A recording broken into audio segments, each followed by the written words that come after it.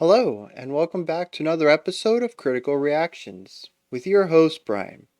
We're going to continue on with our penultimate episode of Beautiful Music Week, looking at songs with gorgeous components to it, primarily in melodic, harmonic, and chordal progressions. Today we're going to be looking at the French classical composer Claude Debussy. We're going to be looking at his track Reverie, L68. Let's dive into this and see what we're putting on the table today.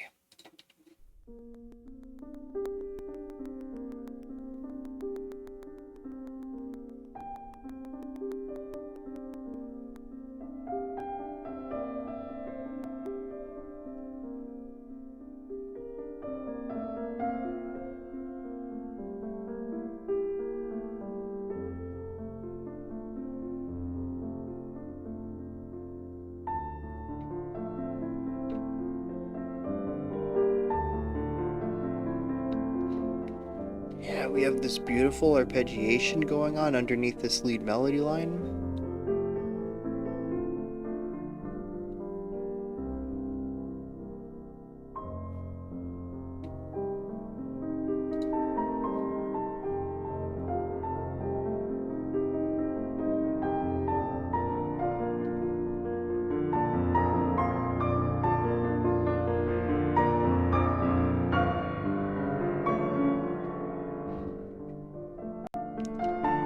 Interesting note choices here.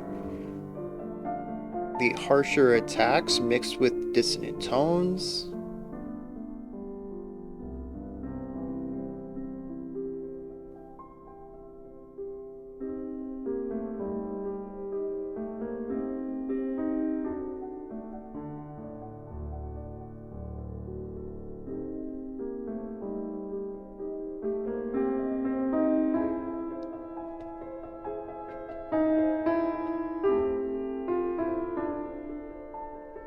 And we've shifted out the arpeggiation for just bouncing back and forth between 2 or 3 notes.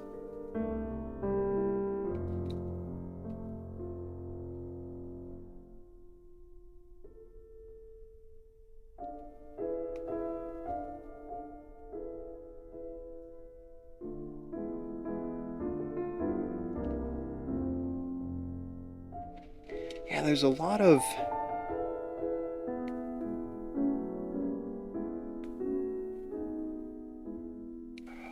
the resolution.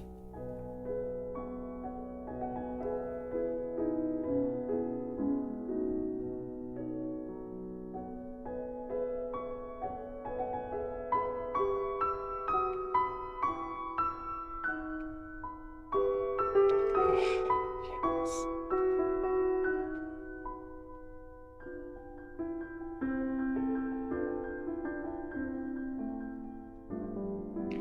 You gotta listen for those rare moments where the whole hand will be rising in volume except for one note.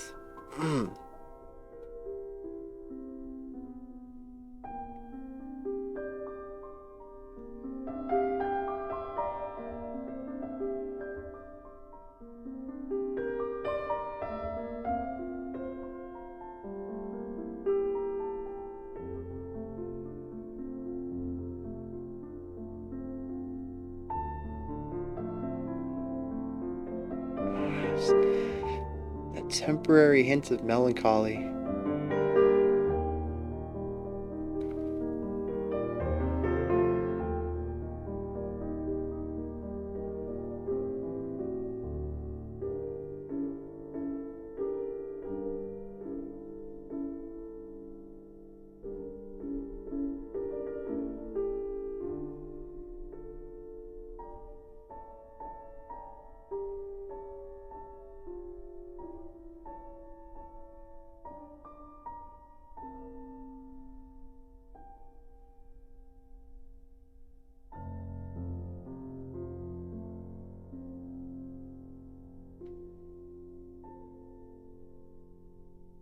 Very nice. I was actually a little concerned there, a little shaky. How is this going to end? Where's the resolution going to be? But delivered. with where the rest of the song was taking me. Because we had like two false resolutions there. I was a little concerned about what kind of journey I was being led on. But each resolution added just a bit more consonant finality to it than the last until we landed on that final one, which was just a gorgeous sound to stop on. Yeah, this definitely fits for gorgeous, beautiful music week, whatever the theme's called. You guys know. Um, so a lot of what's going on is fairly basic ideas musically. We have moving ideas on the left hand that sit underneath a melodic component. The moving ideas that sit underneath are primarily simple concepts. We start with arpeggiation. After we do that for a minute, minute and a half, we move over to the dancing, right? 2 notes or 3 notes, and just kind of just having these small, very tight movements. Very different than these huge sweeping arpeggiations where it's covering 2 octaves, these massive jumps between the notes, and here are just like 2 notes right back to back next to each other and just dancing on these notes. It was a compacting of the track at that point. And pretty much the rest of the song mimicked one of these two ideas, where we either had a more sweeping idea that sits underneath our lead, or we have more muted, compacted concepts. Not a lot of interesting things going on musically as far as that goes. There are some really neat ideas we're going to talk about in a little bit, including chord progression and note choice that are based around what the left hand is doing. But for the most part, like I said, it's sort of just this rudimentary foundational stuff that sits underneath our lead component. Now, our right hand is shockingly also not doing anything too complex as far as movement goes or speed. A lot of it is just playing a few notes very closely packed together with this beautiful flow. Every line and idea moves into the next with such elegance and naturalness to it. It feels like each note goes to the next because that's just where it should go. Each of these lines, all of the melodies composed in here, just feel like it's a very natural flow from one idea to the next. So, where is the complexity in this? Well, I'm glad I asked. I was going to say I'm glad you asked, but I'm just talking to a camera right now. It's kind of weird to say that. So, something I talked about earlier this week, I think it was in the Sigur Rós track, was classical's complexity being different than rock and metal's complexity. And where I went with that was stating primarily that metal is mostly compared with did you hit the right note? And when we look at technical metal, it tends to be faster playing, and especially as you want to get more, even more technical on top of your speed, it's going to be gaps.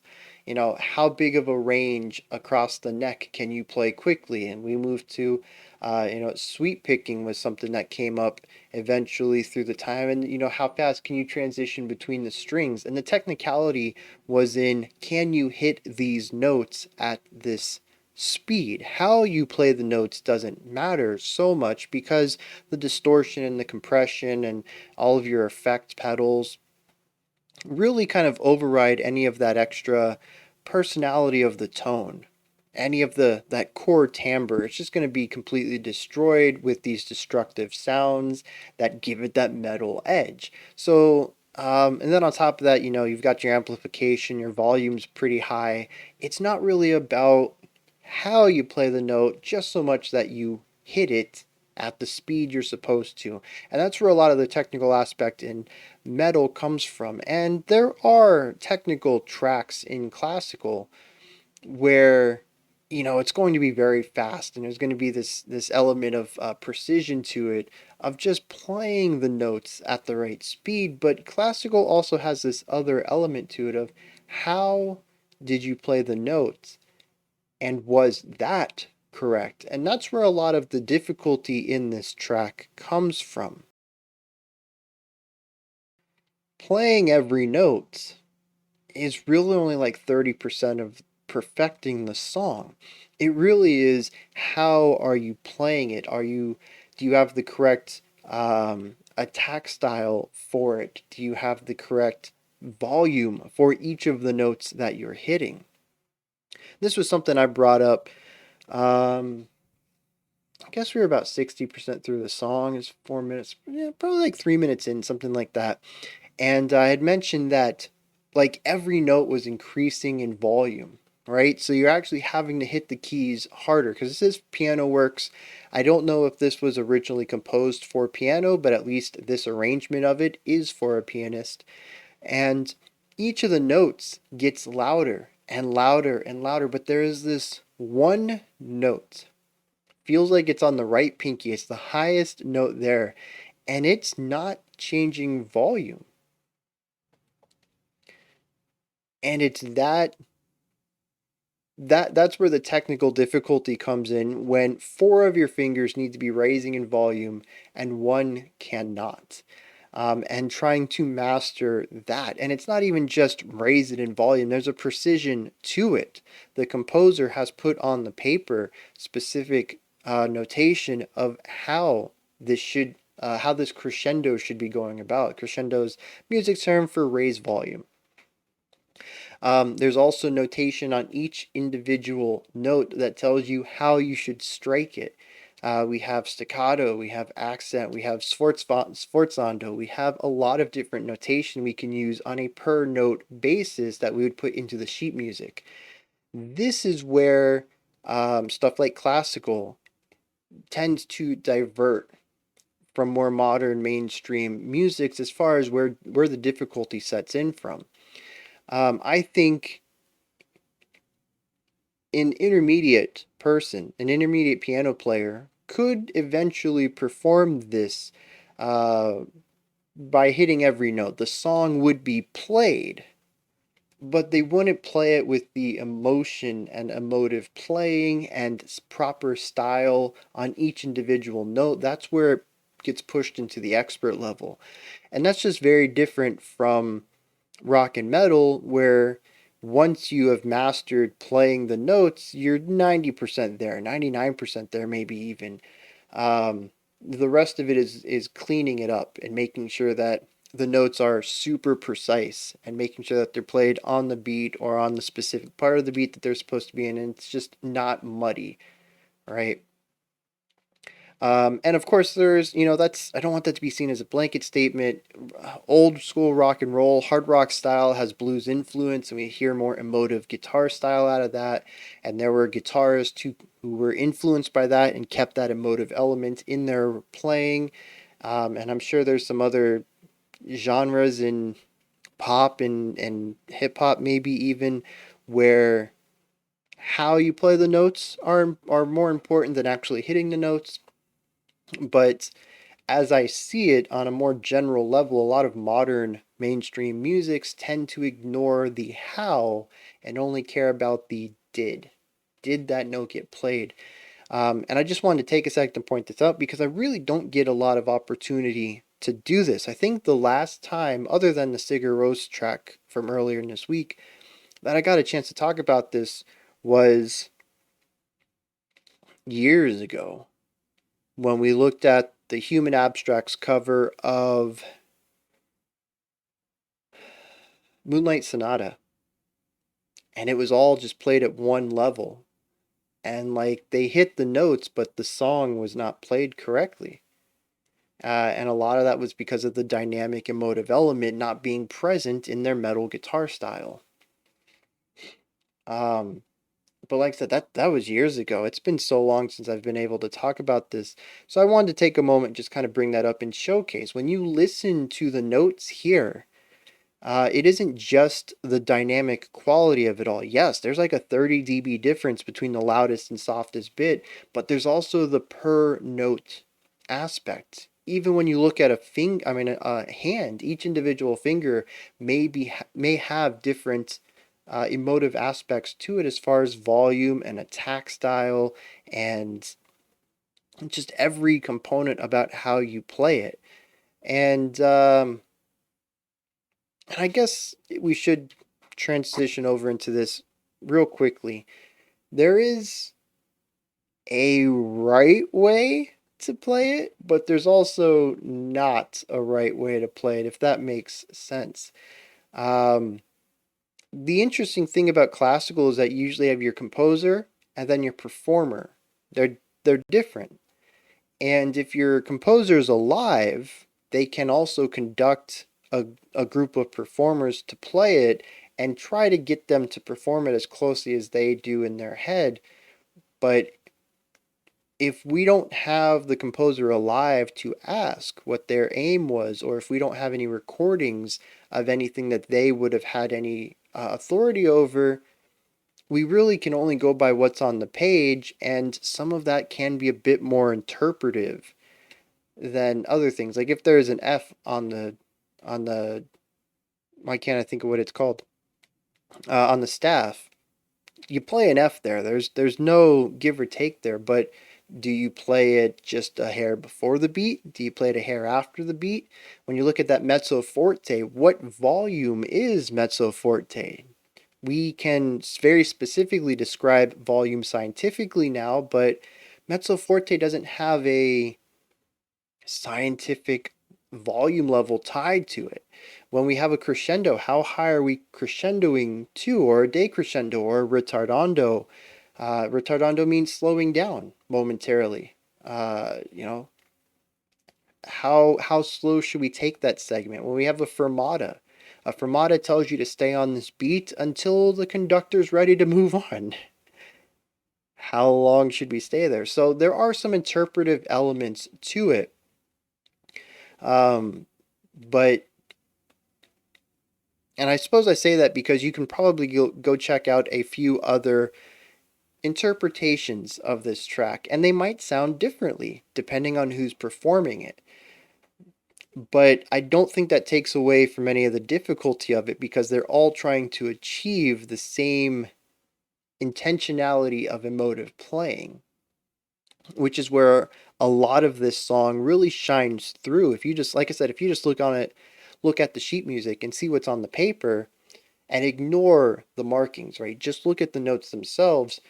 It really isn't that impressive of a song. And if it was all played completely flatly, it wouldn't have that much of an impact. But it really is not so much about did you play the note, but did you play it correctly? How did you play the note? And I wanted to bring that up a little bit because I think it's a fascinating aspect that, like I said, we just don't get to talk about too much on the channel. Now, we have these moving lines on our left hand underneath our melody. We have our melody on our right hand, and they are moving between these different emotive ideas. All right, we're going to get into chordal, atmospheric, and key and note choices here. That's what this segment's going to be about. So the song starts out real quiet. I have every song set to cap out at -10 dBs so that I have a little bit of range above so that nothing ever clips, and I have a little bit of room to speak over them during the reaction. The song starts out at -45. There's a 35 dB difference here, which is just bonkers as far as contrast goes. There is a lot of space for this song to grow, and I love having that dynamic quality to the volume. It's not just we have our quiet and our soft section. We have a part of the song that's near in unhearable, indistinguishable because of just how quiet it is at the very beginning. I was actually tempted to raise the volume up and try to fiddle with the volume as it went on, so that every part could be heard, because I honestly don't know if some of the quieter parts came through without you guys cranking up the volume, but I didn't want to mess with the dynamic quality either. I don't want the medium and the quiet sections to have the same volume. It would ruin the song entirely.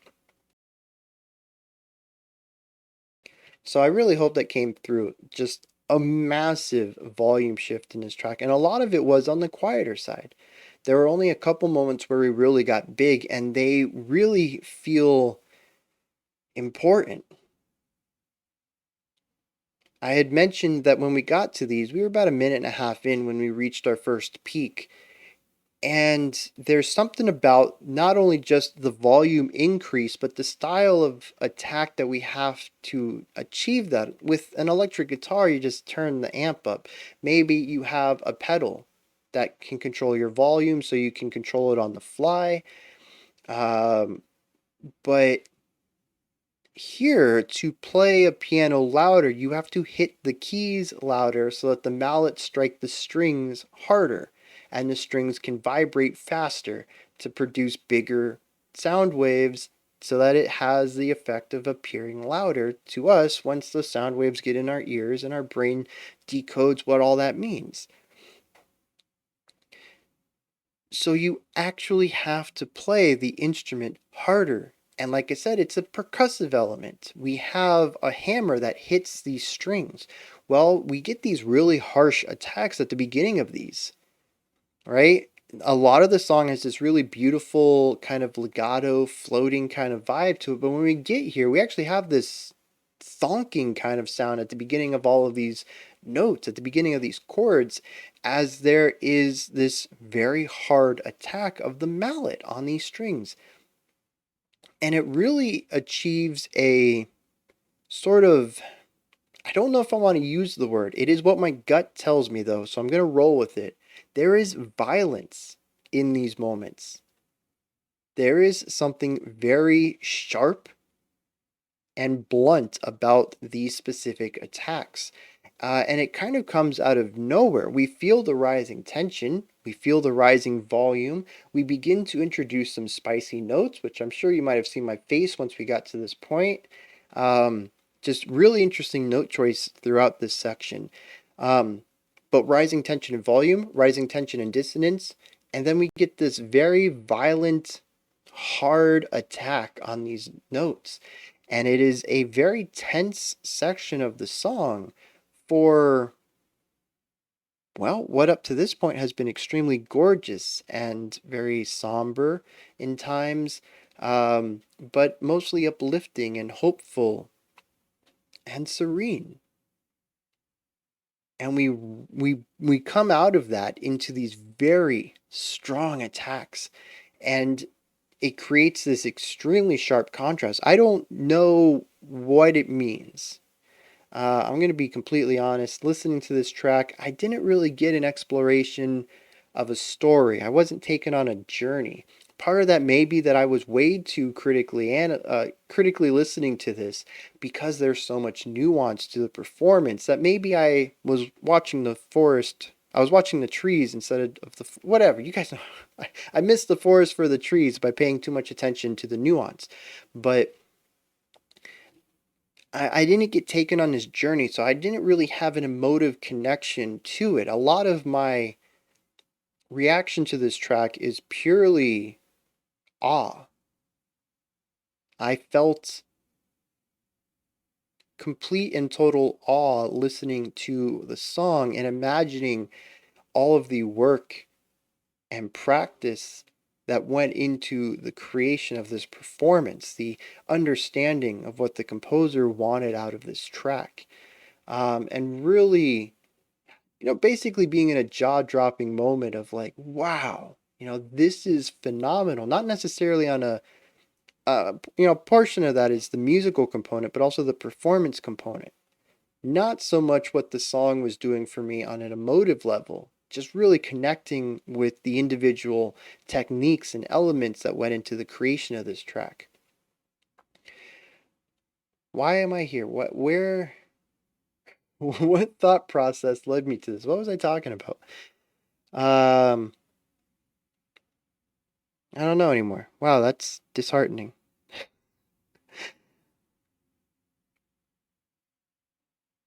Oh, yeah, the violence. Yeah, I don't know what it means. I don't know why Claude decided to add this really heavy thing other than dynamic quality, contrast, but both of those could have been achieved without all of this raw harshness here.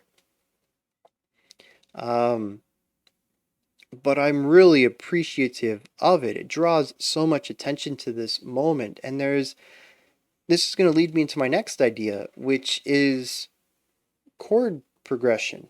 A lot of the song is based around very beautiful chord progressions. I'm not going to be able to sit up here and name all of them. It wasn't always a static progression either. Each section kind of had its own voice, and there are times when we also dipped out of that voice and veered off into a different path. There are quite a few sections where we just kind of out of nowhere, where I'm expecting a leading tone that's going to bring us to a beautiful resolution, we end up hearing a very somber, melancholic tone, chord, before getting back on track to that beautiful resolution. There's plenty of moments like that where I'd say 80% of the song is finding this really gorgeous, palatable, bright, hopeful sound, and 20% of these quick blink and you'll miss it interjections of moodiness, of somber elements, or melancholy, or pensiveness, or wistfulness. It is a wonderfully painted song that is full of emotions that seem to not ever really be delved into and explored, but are used as spices to bring out a larger, more complex emotion than just the pure beauty and serenity that it has on the surface. It makes it for quite a varied work that at any time can drift into another concept before quickly returning. In a lot of ways, it feels like life. You can just be going along your day and see I don't know, a rapper on the floor and be reminded of somebody who's not around anymore, whether they've passed away or maybe you just been out of contact with them. You know, life gets in the way sometimes, and I think maybe I should give them a call. But before you get that opportunity, you still have to get on with your day, and that sort of melancholy of lost contact is going to reside over you. Or maybe it's just there momentarily. Oh man, I kind of miss that dude. Should give him a call later. And then you're back on the rest of your day, but you had that pensive moment for a second. That's what the song really feels like to me, is life. Most of life is just being, and sometimes there's beauty and serenity to it all. Sometimes it just sort of exists and it's very palatable and it's just kind of going along with your day. But other times you get these little tinges of thoughtfulness, of moodiness, a little bit of sorrow. But it's kind of here and there, gone again. And that's even just on a very micro level. On a macro level, most of our life, hopefully, is just kind of going. The pockets of grief and sadness are hopefully, again, small. In the larger picture, I think that this also paints a very strong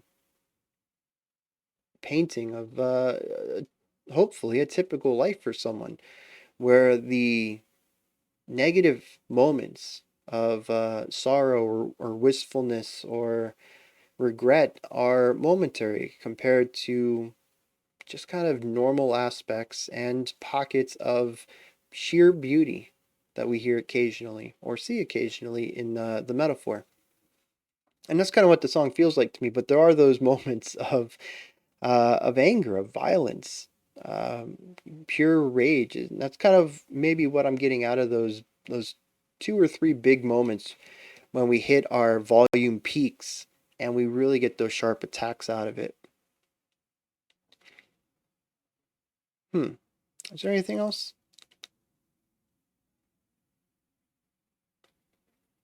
I don't know. I'm gonna have to listen to this a couple more times. Um, it's interesting.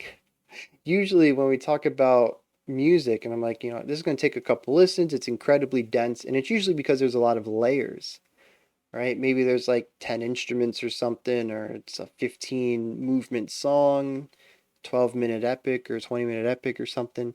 And I'm like, it's a lot to take in. But for here, it's a short song. It's only about the length of 1 1/3 pop tracks, maybe even just a lengthy pop track, the rare 4-minute pop song. Um, and I already mentioned that musically, the notes being played are not super complex either, the ideas on the paper, but it is still an incredibly dense track. There's a lot to take in here, and even though I was hyper focused on some stuff as far as the performance itself, I probably still missed a lot of details because it's my first time. And that's not even including the fact that I didn't engage with it emotionally.